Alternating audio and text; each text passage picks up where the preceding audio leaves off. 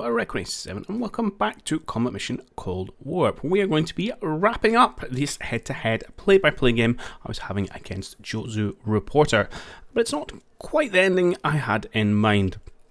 So the end of the last turn, I think it was turn 18, Jozu had reached out and said, look, he'd hit ceasefire actually during that turn, but I hadn't known it at the time, and so we thought, great, no worries, I'll hit ceasefire next time it comes back to me, and we'll get a review, and we can look at how things have panned out. We can get that overview of the map and see the state of all the units.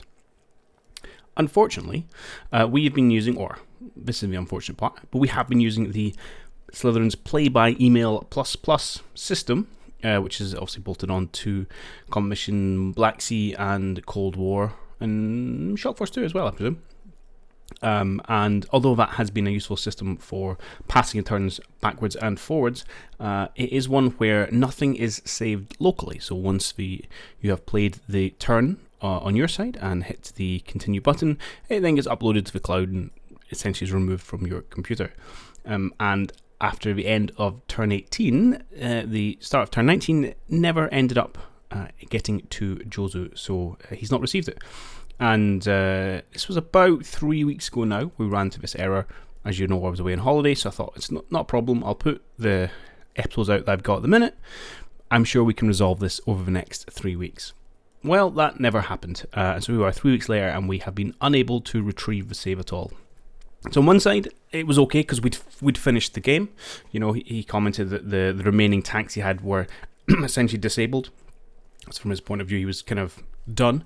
So I can happily, I'm going to take this one up as a victory, and we'll look over the kind of actual stats later in terms of vehicles destroyed. However, it does mean we don't have the nice AAR screen, nor the ability to kind of zoom around the map at the end and see the state of all the units. So for that, I apologise, and it's a bit of a lesson learned for myself. That in future, when I'm going to use Dropbox. It's a little more clunky, but when you do that, you have every save from every turn, and no danger of you losing the game completely. So that's where we are. Can't do much about it, so that's apologies, and we'll have to do it with this. And unfortunately for myself, it does mean I'm going to have to go through and do a whole bunch of video editing to get some nice background pictures for this talk over. Hard times. Anyway, let's jump on and look at the overall picture. So in terms of losses, I think vehicles that will be obvious one because I can clearly see that for both sides. So on the US side, we lost 3 M113s outright, and we also had a TOW kind of operational loss when their launcher equipment was damaged. In addition, we had probably somewhere between 10 and 20 infantry kills that I haven't tracked the exact number. On the Soviet side, we have confirmed destruction of 4 BMPs, 5 tanks, 1 Shilka, and 1 MTLB. In addition, we know that the 5 remaining tanks have all been sufficiently damaged that they are being compromised operationally, although not entirely knocked out. In addition to that, well, I obviously killed kind of an unknown number of Soviet infantry, both with small arms fire and with the mortar rounds. Looking also at the map, we see we hold the vast majority of the victory objectives, albeit that Zemden is still contested. But I think when I look at the fairly lopsided nature of the casualties, plus the map control, I'm definitely putting this one down as a victory for the boys in blue.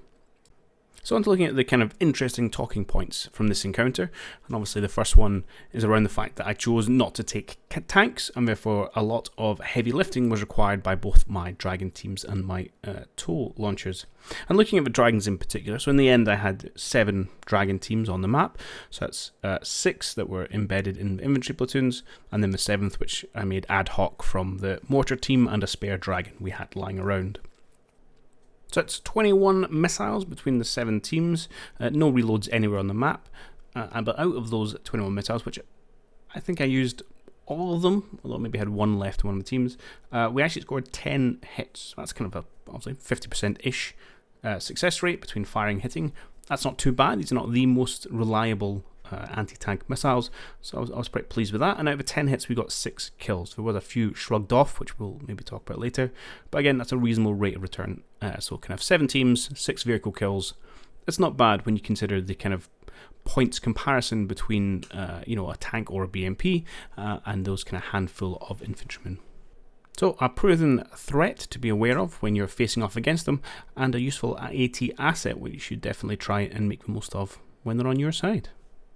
I don't have anything particularly of note to comment on about our kind of tow launchers. I did feel they were probably underutilized for a lot of the mission, where they were primarily in Overwatch positions, not counting the one on the far right, which ended up being damaged. And actually got the most bang for the buck out of them when I started to move them towards the end and open up a couple of flanking positions, and that's where they start to score their kills. In fact, in total results, the Dragon teams actually outperformed our tows, but then I was using them in a more aggressive frontline place, so I'm not sure that's really a fair comparison. I think the most interesting thing was actually the way that some of the tow missiles were shrugged off by the T-64s, which was not exactly what I was expecting. So we had 6 missiles shrugged off by Soviet armour in the end. It was 3 Dragons and 3 from our tow launchers. I think it was 5 hits to turret armour and 1 to the gun itself. And it was quite surprising when we kind of failed to get these penetrations. Although, I think on the plus side, we were quite fortunate that we didn't really suffer for it. So often there was no retaliatory fire against either our position or our vehicle, and we were able to kind of regroup and have another go.